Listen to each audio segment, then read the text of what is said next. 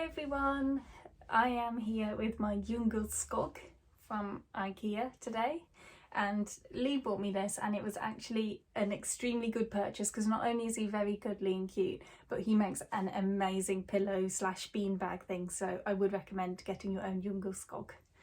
Today I am answering questions from you guys. I asked you on YouTube and Instagram stories if you have any questions for me, and yes you did.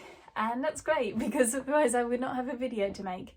If you missed out on this time, just comment underneath or wait until I do another one, follow me on Instagram or keep checking the community tab on YouTube and then you can ask your own question for the next one that we do. I have my glamorous assistant Lee sat to the side of the camera with the questions at hand ready to ask me, and yeah, let's get on with the video. If you could eat an apple right now or an orange, which would you pick? I'm really asking hard-hitting questions today, aren't they? An apple or an orange? I find that oranges are a bit touch and go. Like, I have an orange and it's either like a really nice little sweet easy peeler that you get from Sainsbury's that are for kids, or it's just horrible, it just tastes off and a bit metally. Apples, my favourite apple is Pink Lady apple. Apple or orange? Apple's a safer option, but I'm actually feeling like an orange right now. Do you still want to be an astronaut? Yeah.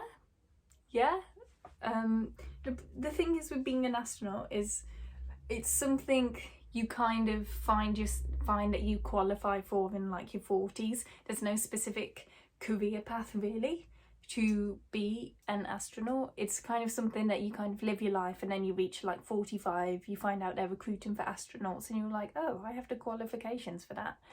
So I'm just trying to focus on what I enjoy right now, and then when I get to the age of 45, then we'll see. How are you doing?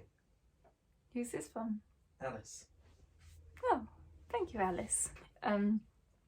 Okay, the essay deadline's coming up. In fact, it was today. I've had a bit of an extension, so it's been a bit difficult with that. I felt a lot of pressure being that it's one of only 3 essays this year, and it being with no guidance at all. It's a bit difficult for me, especially when I'm not used to writing essays, and I think it's that anxiety about handing in this essay that's stopping me from wanting to work on it.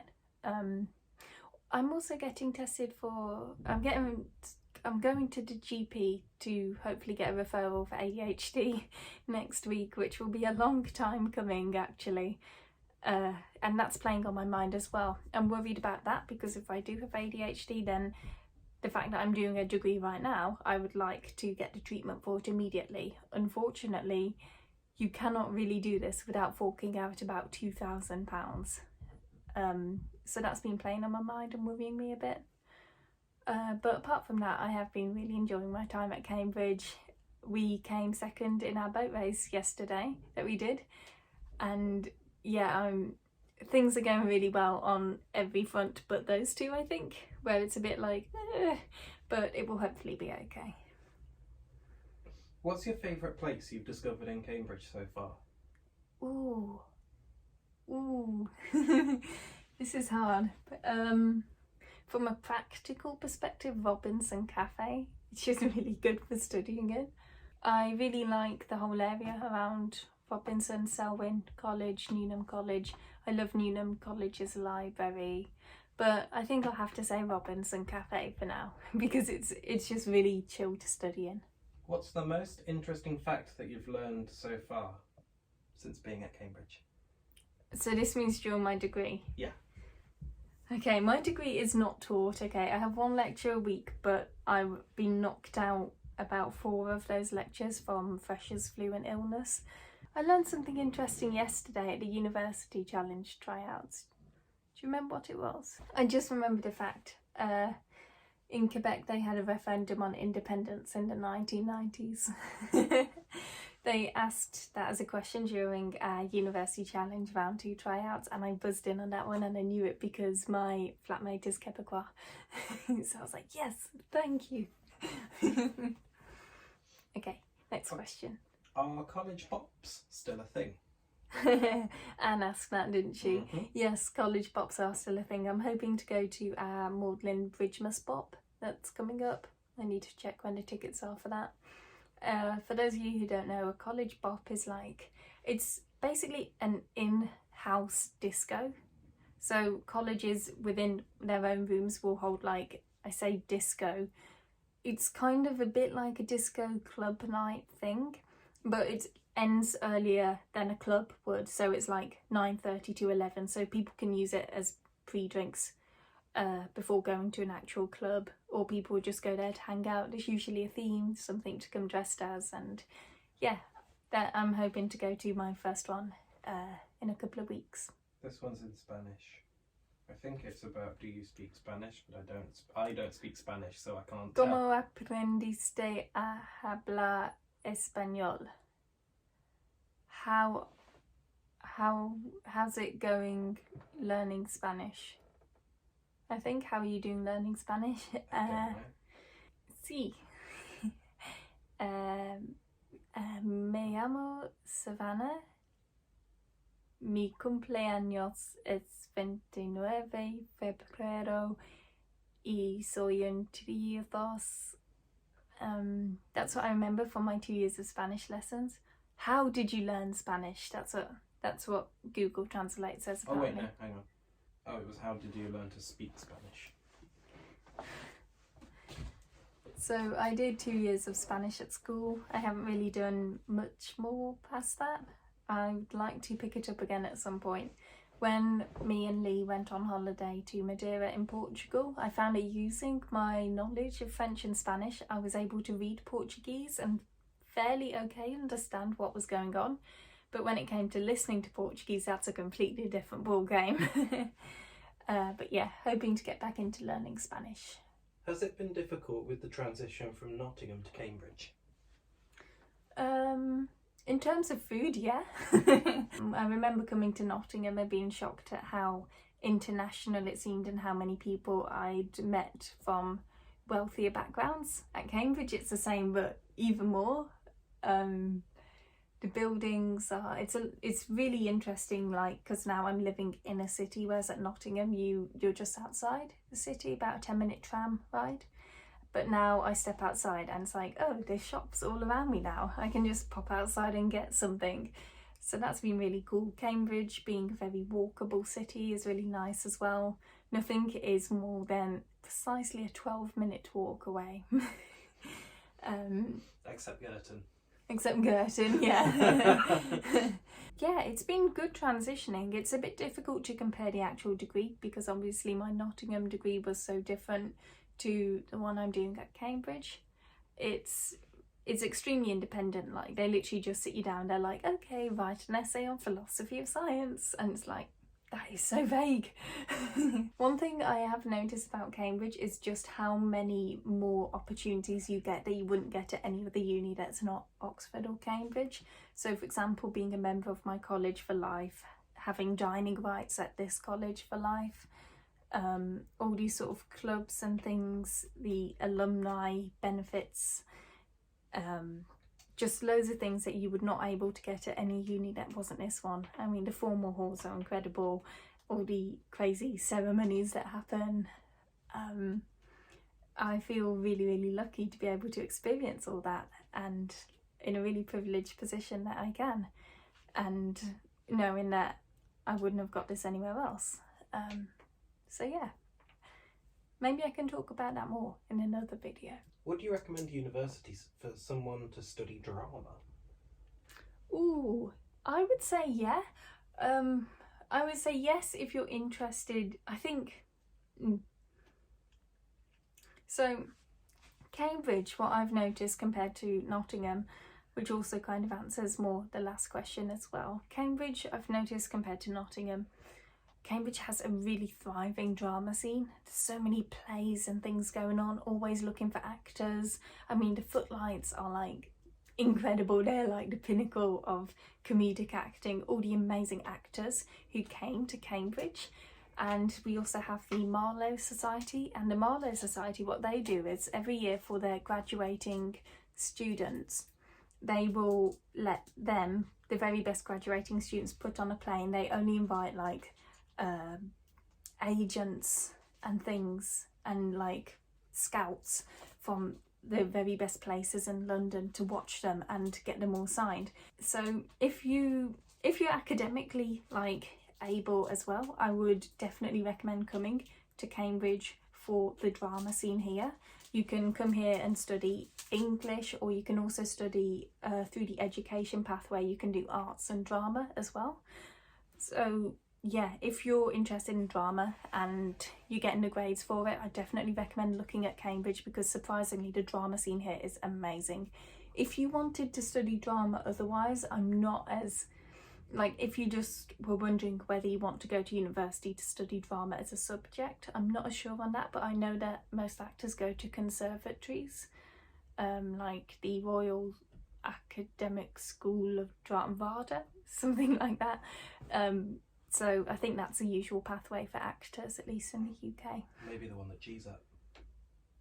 Yeah, the Welsh College. Royal Welsh College of Music and Drama in Cardiff. Yeah, and the London cognate of that and things, and there's a good place in Bristol as well. So yeah, but specifically Cambridge-wise, it's a really good place to come to for drama stuff. How have you handled wanting to get first but not getting that? How did they know I didn't get a first? I probably mentioned it and forgot.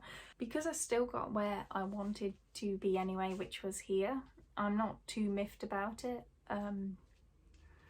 I'm more annoyed at the lack of support that I'd received from Nottingham throughout COVID because of that, which was really disappointing, because Nottingham had been really good with pastoral things until then, and then they were suddenly really not great to deal with, which I can talk about again in the future.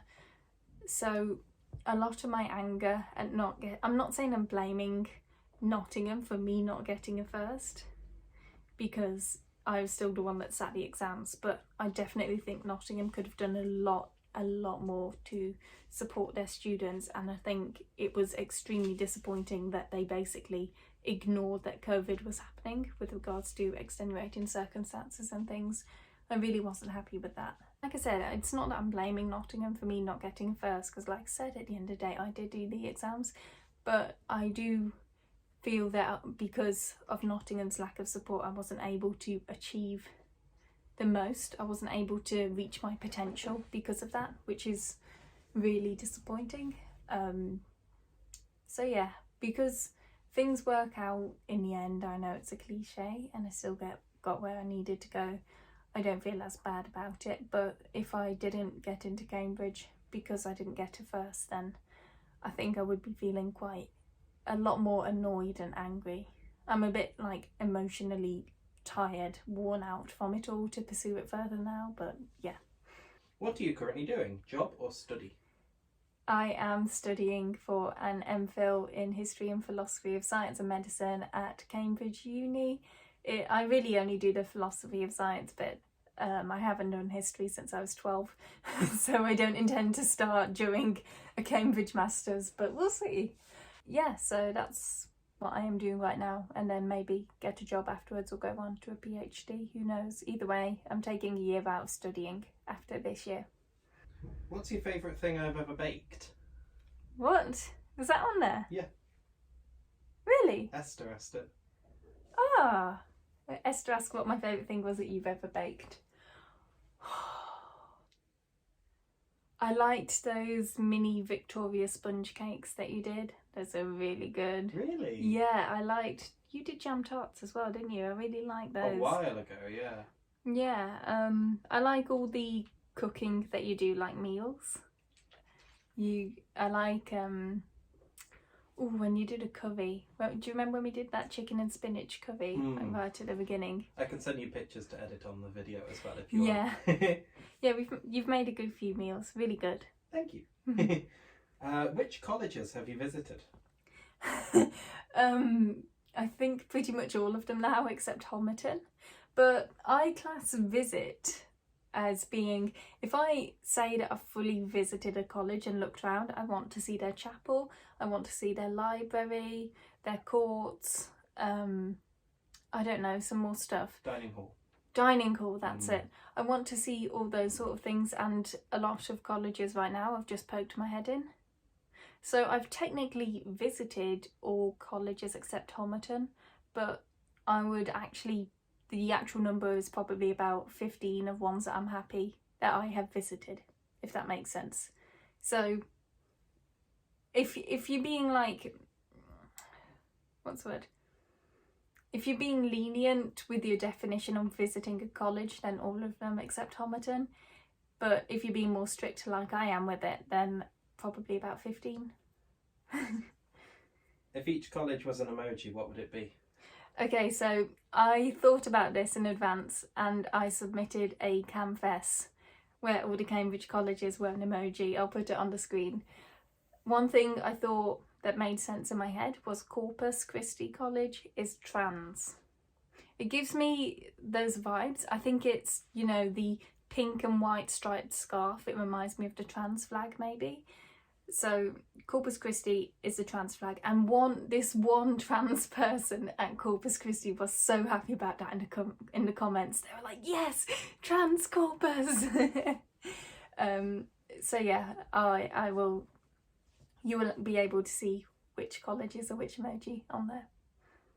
How's the food? At Magdalene.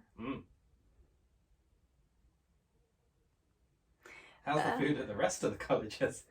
Because that face answered that question. I was actually, everything I've seen about Cambridge, everyone goes, oh, college brunch is the best, it's amazing and stuff.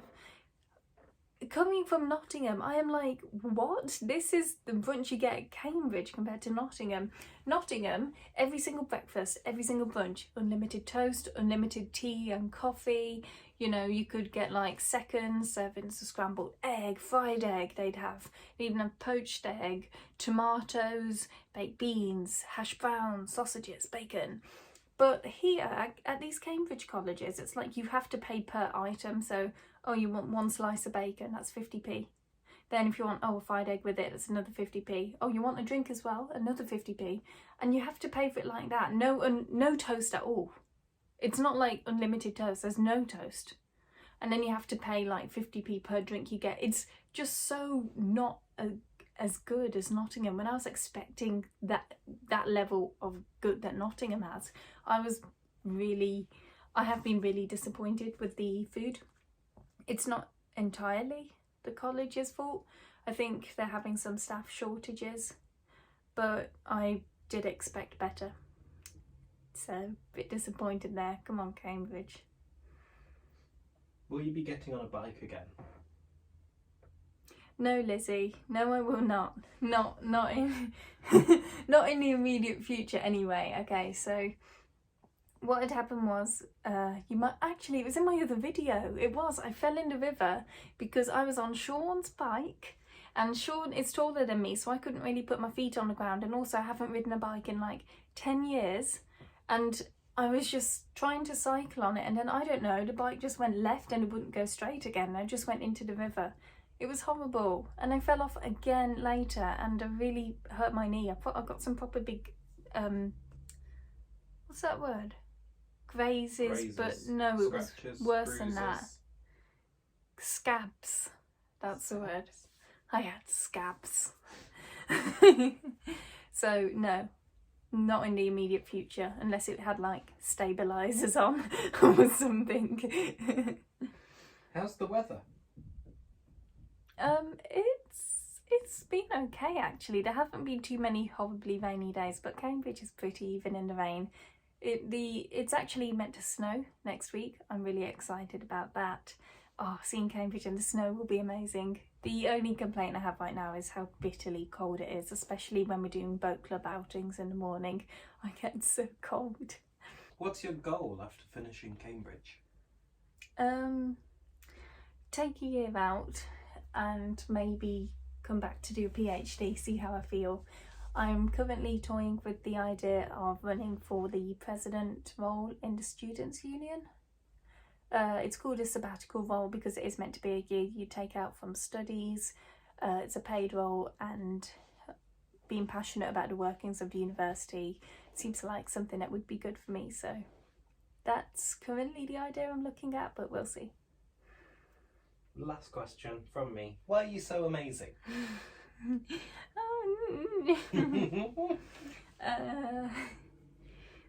Why are you so amazing? You're the amazing one. Thank you. And with that, yeah, those were your questions. Those were my answers. That sounds quite. Yeah, I hope you enjoyed that Q&A. Let me know if you want me to do any more. This was quite a long overdue one. If you want to ask any more specific questions, pop them in the comments below and I'll try and answer them. And I'll see you soon. And goodbye from my jungle skog here. And goodbye from Lee over there. Goodbye. It's like one university challenge. We've been watching way too much.